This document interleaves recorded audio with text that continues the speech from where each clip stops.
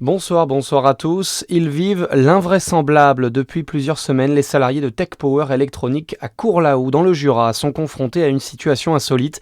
Privés de leur système informatique après la coupure décidée par leur actionnaire allemand, ils poursuivent malgré tout la production en autarcie pour honorer les commandes de leurs clients.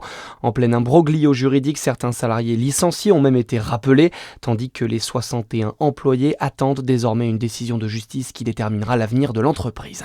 Grave accident cette nuit en Côte d'Or. 2 voitures se sont percutées frontalement vers minuit à Tilchâtel. 2 ressortissantes britanniques ont été gravement blessées et transportées au CHU de Dijon, tandis qu'une 3e personne a été plus légèrement touchée. L'un des véhicules a pris feu après avoir quitté la chaussée, provoquant un départ d'incendie sur une centaine de mètres carrés de talus. Une vingtaine de pompiers sont intervenus. Le Tour de France est passé dans le Jura et passera dans quelques jours en Côte d'Or. C'est en revanche le peloton féminin qui est attendu dans les rues de la Cité des Ducs.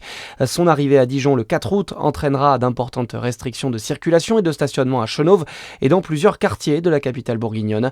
Les perturbations débuteront dès le 3 août au soir avec des routes fermées et un accès piéton impossible le long du parcours pendant la course. Dans le reste de l'actualité, le procès en appel de Cédric Jubilard sera bien reporté. Prévu en septembre, il se déroulera finalement au cours du premier semestre 2027. Une annonce de la Cour d'appel de Toulouse, un report qui intervient après la découverte des ossements de Delphine Ossaguel la semaine dernière dans le Tarn. Il y a 10 jours, Cédric Jubilard a également avoué dans une lettre avoir tué son épouse en décembre 2020. Les aides pour les carburants resteront en place jusqu'à la fin août. C'est le rappel ce matin de la porte-parole du gouvernement Maud Bréjon. Alors que les prix des carburants sont repartis à la hausse, l'essence samplon 95 a notamment dépassé les 2 € le litre hier. Et puis, c'est le plus grand festival des arts de la rue en France. Chalon dans la rue est de retour dans quelques jours pour sa 39e édition. La ville va vibrer au rythme de plusieurs centaines de spectacles de différents genres.